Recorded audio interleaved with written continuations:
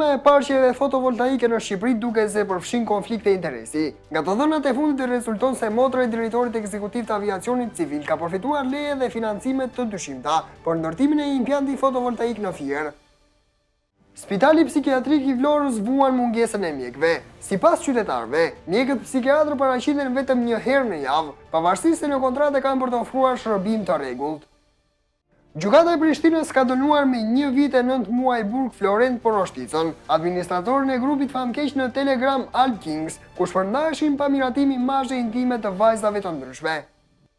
Zonja dhe zotërinj, përshëndetje dhe mirë se keni ardhur në edicionin informativ këtu në TV-Deo. Eva Kjaer, motra e drejtorit ekzekutiv të Autoritetit të Aviacionit Civil Shqiptar, Maksime Themaj, bashkëpunëtorja afërt e ministres Belinda Balluku, është vënë në qendër të dyshimeve lidhur me mënyrën e përfitimit dhe financimit të një parku fotovoltaik në Fier. Pak kohë më parë, kur qeveria njoftoi ngritjen e çmimit të energjisë elektrike, Belinda Balluku ofroi panele diellore si opsion kursimi. Ndër të tjera, qeveria deklaroi se do të aprovonte ngritjen e parqeve voltaike të investitorëve shqiptar për krijim të energjisë nga dielli. Nëse në atë kohë nuk e kishit kapur kleçkën, skema do ju bëhet pasqyra e qartë sot në këtë shkrim. Skandalet me miliona euro të investuara në energjitik, që në shkrimet investigativ të herë pashershme nga ana jon, është vërtetuar se kanë përfunduar në xhepat e drejtuesve të institucioneve në varësinë e Ballukut. Ndërsa në këtë shkrim, njëri nga emrat kyç në skemën e parqeve voltaike është Maksim Themaj, drejtori ekzekutiv i Autoritetit të Aviacionit Civil Shqiptar dhe një bashkëpunëtor i afërt i Belinda Ballukut. Përveç rolit të tij në aviacion, ai rezulton të jetë i përfshirë në skemën e ndërtimit të parqeve diellore përmes një kompanie të regjistruar në emër të motrës dhe kunatit të tij. Firma e motrës së Themajt përfiton licenca për panele diellore. Në tetor të vitit 2020, u themelua kompania Green Plus Energy me aksioner Eva Kjaer dhe administrator bashkëshortin e saj Gjergj Pano. Kjo kompani ka si objekt aktivitet prodhimin e energjisë elektrike përmes impianteve fotovoltaik. Ajo që bie në sy është se Eva Kjaer, aksionerja kryesore, është motra e Maksime Themajt dhe jeton jashtë Shqipërisë, duke punuar si shefe kuzhine, ndërsa Pano është kunati drejtuesit të aviacionit civil e Themajt. Në 28 prill 2023, Ministria e Infrastrukturës dhe Energjisë, me firmën e Belinda Ballukut, miratoi kontratën për ndërtimin e një centrali fotovoltaik me kapacitet 2 MW në Topoj të Fierit. Vetëm një muaj më pas, KKT miratoi leje zhvillimore për projektin, duke treguar një urgjencë të pazakontë për një kompani pa të ardhura dhe pa asnjë metër katror tokë në pronësi. 2 muaj pas marrjes së lejes, Eva Kjaer shiti 40% të aksioneve të kompania 4AM e Bashkim Ulajt për vlerën 40.000 lekë. Bilancet financiare tregojnë se në vitin 2020, kompania kishte në llogarinë bankare 34.5 milion lekë, një shumë e konsiderueshme që nuk kishte kontributi ortakëve dhe nuk identifikoi burimi i saj. Kjo vlerë u paraqit si garanci paraprake për punimet, por më vonë rezultoi se ishte një hua nga kompania 4AM. Ndërkohë, Bashkia Fier dha tokën me qira për vetëm 120 euro në muaj për 30.000 metra katror, një vlerë qesharake krahasuar me potencialin e këtij projekti. Një detaj tjetër që ngre dyshime mbi këtë skemë është lidhja mes Anta Alp Control dhe kompanisë 4AM, e cila financon projektin e motrës të drejtorit të aviacionit civil. Në kohën kur 4AM tregonte bujari ndaj Green Plus Energy, ajo fitoi 3 tendera nga Anta me vlerë 500.000 euro. Në vitin 2018, 2.5 milion lekë për blerjen e pajisjeve teknike.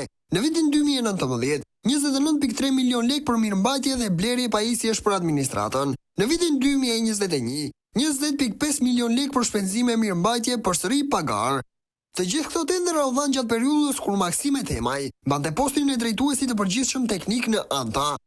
Kjo përforcon dyshimet se paratë e tenderave të dhënë Bashkim Ulajt janë përdorur si financim për kompaninë e motrës së Themajt, që më pas mori licencat nga Ministria e drejtuar nga Belinda Balluku. Një tjetër shkelje identifikuar në këtë aferë është kategoria e tokës ku po ndërtohet impjanti fotovoltaik. Sipas dokumentave, ajo është regjistruar si ranishte, pa përcaktim të saktë të kategorisë, çka nuk e lejon ligjërisht ndërtimin e një parku energjetik.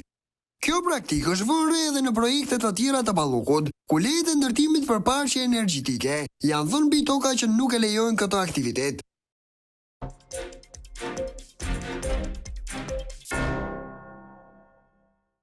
Problemet në spitalet e vendit vijojnë të jenë shqetësuese. Familjarët e pacientëve në spitalin psikiatrik të Vlorës thonë se nuk ka mjek. Sipas denoncuesve, ata shkojnë vetëm një herë në javë, duke marrë paga të majme me bekimin e shefes së pavionit dhe drejtoreshës të spitalit. Probleme serioze janë denoncuar në redaksin tonë ndaj Spitalit Psikiatrik të Florës, ku ka mungesë të shërbimeve mjekësore për pacientët. Denoncuesi thotë se mjekët psikiatër, që janë kontraktuar nga Ministria e Shëndetësisë për të punuar në këtë spital për 3 vjet, janë shpesh në mungesë dhe vetëm paraqiten një herë në javë për të marrë pagën e lartë pa ofruar shërbimin e nevojshëm. Ka dyshime të forta për korrupsion dhe favorizime. Me bekimin e shefes së pavionit dhe drejtoreshës së spitalit, mjekët edhe pse marrin paga shtesë që mbulojnë transportin, as nuk dënjojnë që të vinë në punë. Madje ai sheh në rrjetet sociale që postojnë foto ku tregojnë se janë larguar me pushime. Denoncuesi tregon se mungojnë psikologët dhe mjekët, duke i detyruar infermierët që të japin mjekime nëpërmjet telefonit. Drejtuesit nuk marrin masa dhe nuk lejojnë pacientët dhe punonësit që të ankohen dhe të raportojnë situatën. Një tjetër denoncim vjen nga Spitali i Peshkopis. Në mjediset e këtij spitali mund të gjesh lehtësisht insekte dhe bubureca të ndryshme, teksa askush nuk merr masa për dizinsektimin e mjedisit. Ditën e djeshme, redaksia jon denoncoi gjendjen skandaloze dhe të mjerueshme të Spitalit të Peshkopis, ku insektet i gjen nga do të kthesh syt. Përveç papastërtisë dhe mungesës së shërbimit, pacientët duhet të përballen edhe me insekte të llojeve dhe përmasave të ndryshme. Së fundmi, një qytetare ka treguar me pamje disa insekte gjigante në dhomën e një pacienti. Ajo thotë se buburecat gjigante të zi kanë ndërtuar fole në dhomën e pacientëve, të pashqetësuar nga pastruesit, të cilat duket se kanë harruar cila është puna dhe detyra e tyre. Ajo kërkon që drejtuesit e spitalit, i cili ka qenë në vëmendje të shqiptarëve pas skandalit me drejtoreshën Irini Sheu, të marrin masa dhe të bëjnë punën ashtu siç duhet, pas insektet të tilla mund të jenë edhe të rrezikshme. Shqiptarët i paguajnë taksat për të marrë trajtim mjekësor, ashtu siç duhet dhe e përcakton ligji. Por në vend të kësaj, përballen me papastërti, neglizhencë dhe mjerim. Një ditë më parë, redaksia jon raportoi me pamje për vjedhjen e 45.000 eurove të një agjencie imobiliare në Durrës, ku autori ishin një çift turistësh irlandez, por policia mohon pamjen duke i dhënë një konotacion tjetër ngjarjes. Sipas uniformave blu, çifti irlandez i gjeti dhe i dorëzoi parat në komisariat. Një ditë më parë, redaksia jon denoncoi një shumë të vjedhur parash në Durrës nga një çift turistësh. Parat rreth 45.000 euro i përkesin një agjencie imobiliare e cila tregoi me detaje ngjarjen dhe se si çifti kishte mashtruar 2 të rinj që i kishin gjetur fillimisht. Edhe pse pamjet tregonin realitetin dhe se si ishte në të vërtetë ngjarja, policia ka deformuar ngjarjen dhe ka dhënë një tjetër version. Ditën e sotme, policia e Shkodrës ka deklaruar se çifti irlandez ka dorëzuar një shumë vlerash monetare prej 41.400 eurosh, që i ka gjetur në datën 26/3/2025. Rreth orës 15:30 minuta, në lagje numër 13 në Durrës. Por në një komunikat që redaksia jon ka pasur me përfaqësuesit e agjencisë, ka mësuar se çifti është arrestuar pasi GPS-i i makinës që kishin marrë me qira i ka nxjerrë zbuluar. Për policinë reklamimi i turistëve si të mirë e bujar ka më shumë vlerë se sa ngjarja e vërtetë dhe shqetësuese që ndodhi në mes të ditës dhe u filmua nga kamerat. Kantierët e shumë të ndërtimit në Tiranë dhe Kamës shpesh herë shkaktojnë kaos në qarkullimin e lirë të qytetarëve. Në një video shqetësuese të dërguar nga qytetarët, duke se si betonierët qëndrojnë varg njëra pas tjetrës duke bllokuar qarkullimin e automjeteve. Ndërtimet e shumta në Tiranë dhe Kamës shpesh herë shkaktojnë kaos në lëvizjen e qytetarëve, për shkak të punimeve të vazhdueshme. Një qytetar ka denoncuar një situatë të ngjashme, ku betonierët qëndrojnë të renditura njëra pas tjetrës, duke bllokuar pothuajse tërësisht rrugën. Pamja mbizotrohet nga trafiku i rënduar dhe kaosi i shkaktuar nga këto aktivitete ndërtimore. Pavarësisht se betonierët pengojnë qarkullimin e mjeteve të tjera, qytetarët shprehen se askush nuk merr hapa dhe masa konkrete për të zgjidhur këtë problem.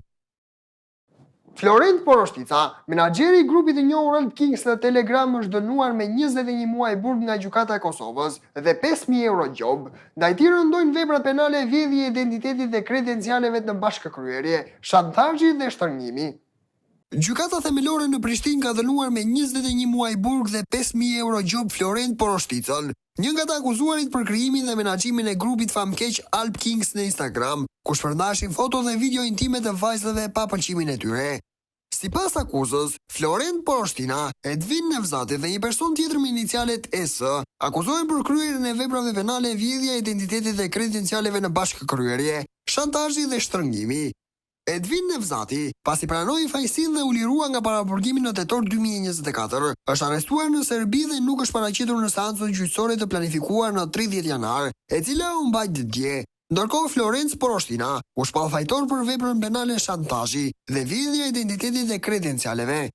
Gjykata e Prishtinës ka ndarë çështjen për administratorin e grupit Alp Kings Edvin Nevzati, i cili vijon të jetë në Arati në Serbi. Gjykatësi Adnan Kamberi ka deklaruar se do të ndërmerren masa për të sjellë Nevzatin para drejtësisë. Seanca e 30 janarit u shtyp për shkak të mungesës së të dyshuarve, ndërsa Nevzati kishte njoftuar avokatin në momentin e fundit se nuk do të paraqitej, duke u konfirmuar më pas se ai ishte strehuar në një fshat në Serbi.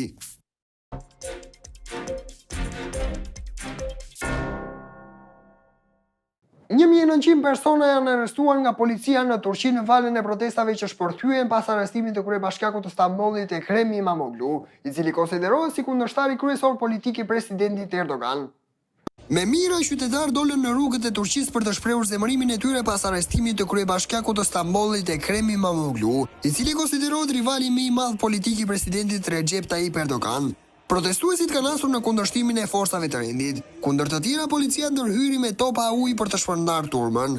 Sipas zyrtarëve, deri mbrëmjen e kaluar ishin arrestuar afro 1.900 persona që kanë marrë pjesë në demonstratë. Arrestimi i İmamoğlut javën e kaluar ka shkaktuar një valë të madhe zemërimi në të gjithë vendin. Ai është akuzuar për korrupsion, por mohon akuzat duke theksuar se ndjekja e tij penale është një manovër politike, pasi ishte shpallur kandidat për zgjedhjet presidenciale të vitit 2028, si përfaqësues i Partisë Republikane Popullore përballë Erdoganit. Ndërsa protestuesit besojnë se arrestimi i tij është një akt politik i qëllimshëm për të eliminuar konkurrencën, Erdogan ka reaguar ashpër duke i quajtur demonstruesit agentë të së keqes, që po prishin qetësinë e vendit. Zonja dhe zotrin, ka qenë kjo gjithçka e përgatitur për këtë edicion informativ. Ju faleminderit për vëmendjen tuaj dhe bashkë mirupafshim.